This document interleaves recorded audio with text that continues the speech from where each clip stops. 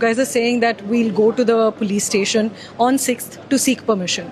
Now, the Delhi police officially says that we need 7-day notice if you want permission to protest at the Jantar Mantar, and that's something that the Supreme Court has also upheld. And you've reported on law. I'm sure you are aware of this. So why not go and get the permission beforehand so that the police doesn't have any excuse to stop your protest legally at least? You think they will give us the permission to protest? But why do you not want to leave any stone unturned? Why not just We are going to the police. We are going to ask them to cooperate, and it's not as though they can't allow us to go to Jantar Mantar, which is a designated protest site. Why do you need permission to?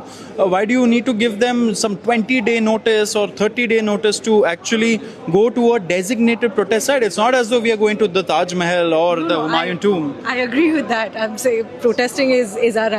But if that rule exists, isn't it safer to get that permission? And you said that, do I think they'll give you permission if you seek permission beforehand? If you don't think they'll give you permission now, why do you think they'll give you permission on the 6th of June? I'm sure the Delhi police will cooperate. I have no doubts about it, because they too realize the kind of anger that the youth has in them because of the issues like this. I have no doubt that the Delhi police will cooperate. And you think they will give permission? I'm sure. I mean, that will be our attempt. So why not take it now? Because Abhijit Dipke is coming on the 6th.